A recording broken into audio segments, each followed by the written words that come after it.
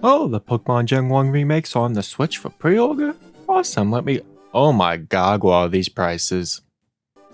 Hello there, so if you clicked on this video, I'm assuming you already know about the whole situation with the Pokemon Gen 1 remakes coming to the Switch 1 and 2. These are not new remakes, but the Game Boy Advance versions from like 20 years ago. The ones that came out back during Pokemon Generation 3. Now $20 a pop has people quite mad on the internet, and well, yeah, this is a total ripoff. Nintendo is not at fault here though, at least not entirely. Yes, they are the ones pricing this ROM download, but has anyone complaining about the price seen the prices of the original cartridges? Pokemon FireRed and LeafGreen are in the ballpark $150. If you want the actual Generation 3 games, you're looking at around $300 a card. I remember about 10 years ago now, I got my brother Pokemon Yellow for like $10 and Pokemon Gold for $20. That was back when Pokemon Generation 1 and 2 were released on the 3DS Eshop for $10 a pop. That seemed to do a good job in bringing down prices, and boy do I wish I bought myself some Pokemon games back then. Generation 3 has always been a bit of a special case because it's the oldest without getting a re-release for the longest time. I do remember back when Generation 4 and 5 were costing upwards of $100 even at places like GameStop and especially on eBay, but Generation 3 was always over $100, not as much as it is now but still quite up there. Nintendo isn't charging $20 for a ROM because they're purely greedy, it's because they know people will buy it anyway. Now prior to this, I have been defending Nintendo on pricing since the reveal of the Switch 2. The console price of $450 makes sense considering that it's basically a tablet with the power of the Xbox Series S. For some people, they don't get that size matters when it comes to price to performance ratio, and that the Xbox Series S is a lot bigger than a Switch 2. Also, people don't seem to get that battery life also matters, and that will make portable hardware even weaker than the money you spend on it. But we'll talk about game pricing here, right? Well, $70 is the standard now, and believe it or not, just because you may not like Nintendo games doesn't mean any of them are not worth the same as any games on the PS5 or Xbox. In fact, Donkey Kong Bonanza I think is the only game I bought at $70 that was worth it. But what about the $80 games? You mean Mario Kart World? That's the only one, and let me tell you something, Mario Kart World is special because Nintendo want to give people FOMO. Nintendo knows Mario Kart World is not worth $80. It's not greed at play here, it's Nintendo being scared. The Switch 2 can play Mario Kart 8 Deluxe, so they want to make sure people got the new one for $50 at launch. The $80 price tag is to just further deter people from skipping it or buying it later and making sure they get it with the console bundle. And the $90 games? You mean the $6 Switch games with the $10 Switch 2 upgrade and a $20 DLC pack tacked on? Sure.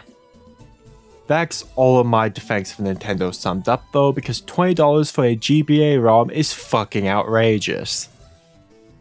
But that's where the point of this video comes in. Nintendo can get away with it because Pokemon fans keep showing them they will spend any amount on anything that is sold with Pikachu's face.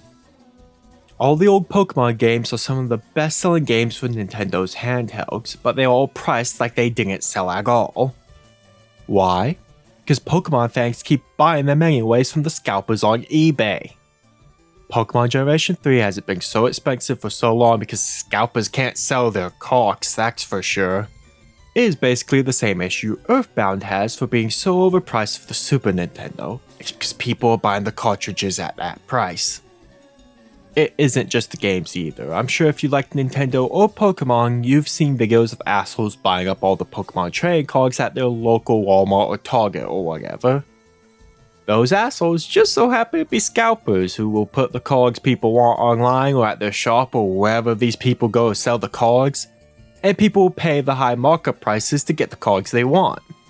The Pokemon company also charges plenty for plushies. Hell, that one huge Gardevoir plushie that made the rounds because the internet knew exactly what some people were planning to do with it.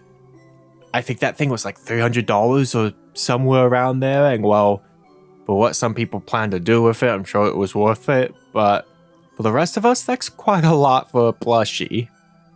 Some Pokemon plushies have a fine price, though they all certainly tend to be on the higher end for typical plushie prices.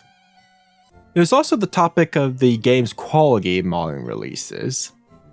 Pokemon Scarlet and Violet are infamously poorly running Switch games, and I've heard mixed things on Sword and Shield.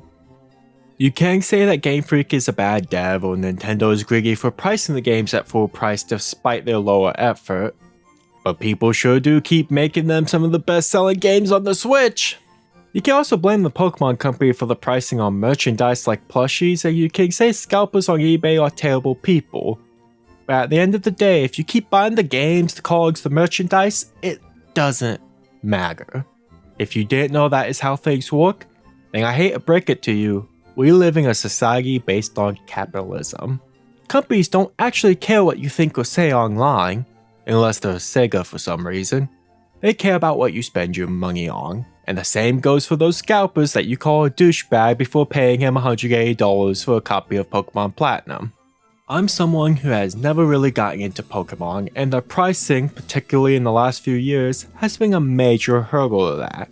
My brother and my friend Jorgen both are quite into Pokemon, but my experience has been limited. Nintendo releasing the Gen 1 remakes on Switch seems like the perfect chance for me to get into things. Last year I did buy Legends ZA and had some fun, but the world was so dull to explore I put it down. Now before you say it, yes, people should emulate these games instead of paying $20, but guess what? Some people don't want to emulate. And it also doesn't matter how easy you think it is, there's a lot of people who go pay $20 because they don't pirate games and likely don't know how to use emulators on top of it. Then there's people like me who have way too many games to play to begin with. I got EverDrives and flashcards, I can play the Pokemon games on my Game Boys and DS's if I really wanted to that badly. But then you got a list of hundreds of games, and when that happens you're more likely to just play what you already like, believe it or not. If I get out a Game Boy, it's to play something like Metroid Zero Mission or Mario or Tetris or anything like that, stuff I already like. It's like those guys that show off that they hacked their 3DS and have hundreds of games on the home screen, but they don't play any of them. Now if I had Pokemon on my Switch 2, one that doesn't kind of suck like ZA, I could casually play it and possibly actually get into the series. Instead of playing Blotcho or a couple races in Mario Kart World, I could do some Pokemon battles, then if I became a fan, I could use my flashcards to play the other games. Or if I could afford the actual cartridges, I'd have more of an incentive to go out of my way to play the games if I went out of my way to buy them. Being more compelled to play a game you bought than one you pirated is a real thing too. I'll probably buckle down in using emulator or flashcard to try out the games proper when eventually my YouTube channel gives me incentive to go out of my way, but until then, I really wish it wasn't so out of control on what people think these games are worth because I'm not buying them in this market. It really seems like Pokemon fans will pay anything for anything, so the prices on these great selling games is through the roof. And Nintendo has no obligation to charge any less than what millions of people are willing to pay. If you do think $20 is too much, then please don't buy it and take to the internet to complain. If you can, emulate the games, and if not, find something else to play. It won't kill you to not play a game released during Pokemon's 3rd generation. Hopefully, this digital release can start to bring down the prices of the actual cartridges, but I honestly am not holding my breath on that one. Pokemon has a problem of costing too much. Part of it is Nintendo's fault. Don't think this video is me disagreeing that $20 is too much, but most of it is the fault of the fans that keep putting their cold hard cash towards buying things at these inflated prices. If you watched the video to the end here, thank you. If you liked what I have to say, maybe check out some of my game reviews, or if you want to hear me rant about something else, go ahead and subscribe and you'll be able to see my next rant video whenever it comes out. Either way, I hope you enjoyed the video and have a good night.